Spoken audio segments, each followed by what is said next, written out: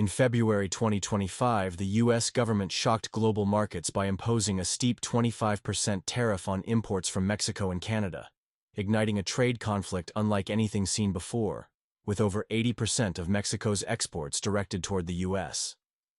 The response from Mexico was not only swift but also strategic, and at the center of the storm, the auto industry, which accounts for 27% of Mexico's export value, now stands at serious risk. It all began when the U.S. administration tightened trade policies with major partners aiming to protect domestic manufacturing and increase border control. But Mexico is not a minor player. The country is the top supplier of goods to the U.S., and its production network is deeply intertwined with the North American economy. As soon as the tariffs were announced, Mexico's markets went into shock.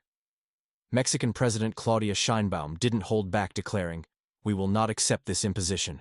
To reinforce her stance, Sheinbaum led a massive protest at Zocalo Square in Mexico City. Tens of thousands of people waved Mexican flags and chanted, "Mexico deserves respect." But Mexico's response wasn't just emotional, it was calculated. The Mexican government quickly engaged in diplomatic efforts to limit the fallout from the new tariffs.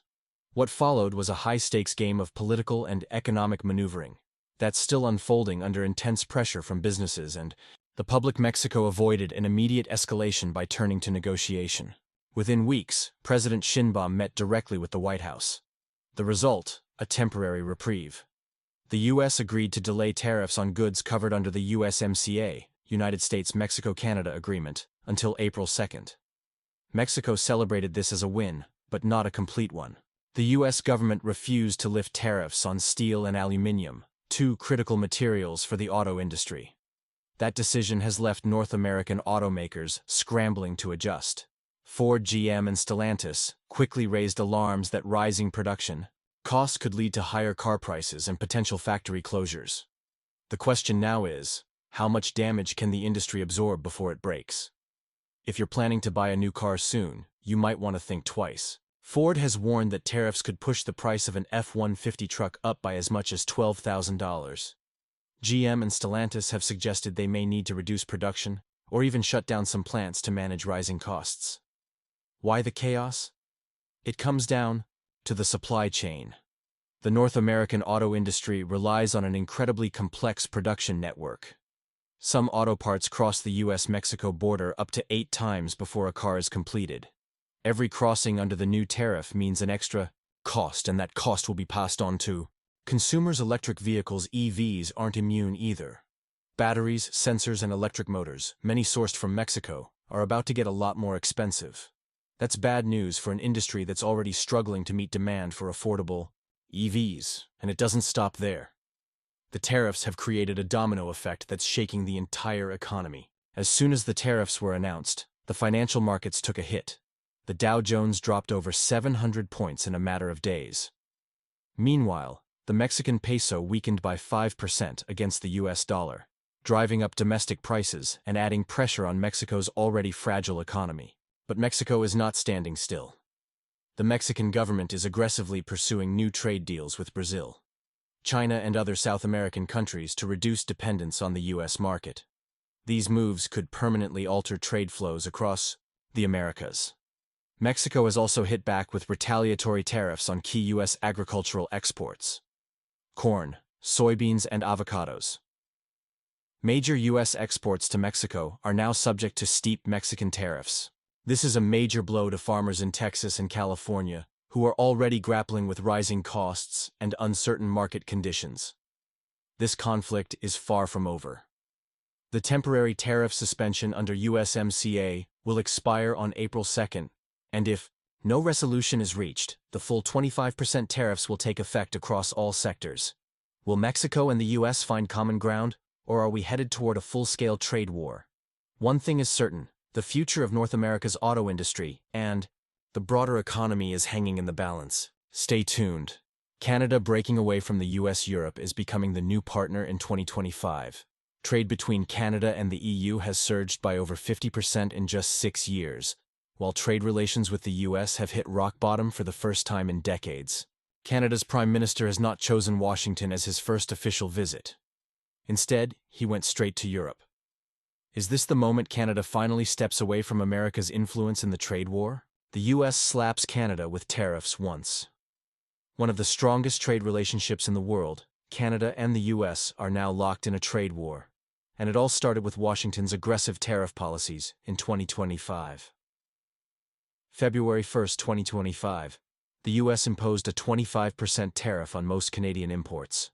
On March 11, 2025, the US doubled tariffs on Canadian steel and aluminium to a staggering 50%, sending shockwaves through global metal markets.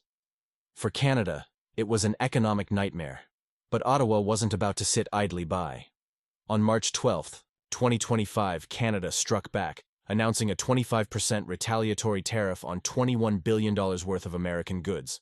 And this time, it wasn't just symbolic. Canada hit back where it hurts, targeting steel and aluminium, crippling US exports of consumer goods from processed foods to household items to high-tech products. A massive industry between the two nations for the first time in modern history. Canada is showing that it no longer relies on the US for economic survival.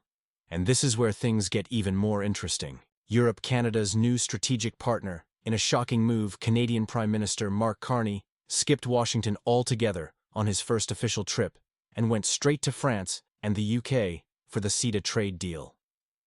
Canada-EU trade agreement has boosted Canada-EU trade by over 50% since 2017. The EU is now Canada's third largest trade partner, only behind the US and China. Canadian exports to the EU have soared 46.4% since 2016, giving Canada more options than ever before. Mark Carney himself made it crystal clear. Canada is the most European nation outside of Europe, and it's not just about trade. Canada's pivot to Europe is also about military power. Canada joins Europe's military alliance, a shift in global power. Canada isn't just looking to Europe for economic strength. It's also making big moves in the military sphere. Some major developments. Canada joins the EU's PESCO military project, allowing faster troop movements across Europe. Canada leads NATO forces in Latvia, solidifying its role in defending Europe from external threats. Canada expands intelligence sharing with the UK, boosting cybersecurity and economic warfare defenses. For the first time ever, a non-EU nation is participating in PESCO, proving that Canada is now an essential player in European security. The message is clear.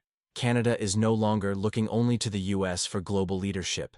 The US reacts, but is it losing control? The White House is not happy, and Washington is pulling every trick in the book to pull Canada back.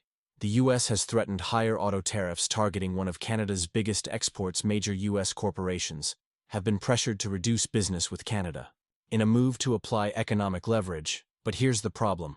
For Washington, Canadians are done with America's tactics. A February 2025 Abacus data poll reveals 68% of Canadians view the EU more favorably than the US. 44% believe Canada should even consider joining the EU, something unthinkable a decade ago. For decades, Canada was America's closest ally, but now the numbers don't lie. Canadians are looking for a new future. Final question. Will America keep Canada or lose it forever? Canada's shift toward Europe is not just about economics, it's a geopolitical earthquake. The US is rapidly losing its grip over a nation it once considered an unshakable ally. So the real question is, can Washington turn the tide, or is Canada already gone?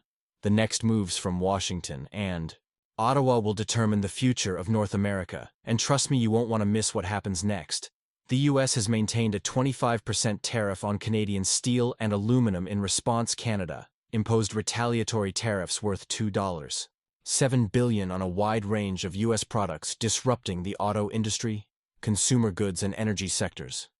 What are the consequences? Rising car prices, billions lost in the US coal industry, and severe supply chain disruptions. Who will bear the greater losses? Canada or the US? Canada has not only responded with tariffs, but has also implemented strategic economic measures across various levels. Government of Canada's countermeasures: 25% tariff on US steel and aluminum, causing an estimated $1 billion in losses for US businesses. Tariffs on sporting goods, computers, electronics, and household appliances, affecting $1.6 billion worth of US exports. Actions taken by Canadian provinces. Ontario banned US liquor from its government-regulated retail System impacting major brands like Jack Daniels and Jim Beam Quebec. Prioritize domestic suppliers and government contracts, reducing reliance on U.S. imports. Alberta diversified its supply chain, seeking imports from the EU, Japan, and South Korea instead of the U.S. The goal: reduce dependence on U.S. imports and apply economic pressure on American businesses. Can the U.S. withstand this economic squeeze? The U.S. auto industry heavily depends on Canadian steel and aluminum, and now it's facing serious setbacks. 80% of steel and aluminum used in U.S. auto manufacturing comes from Canada. Higher raw material costs could increase the price of a Ford F-150 by $400 to $600. Major U.S. automakers hit hard. Ford facing $1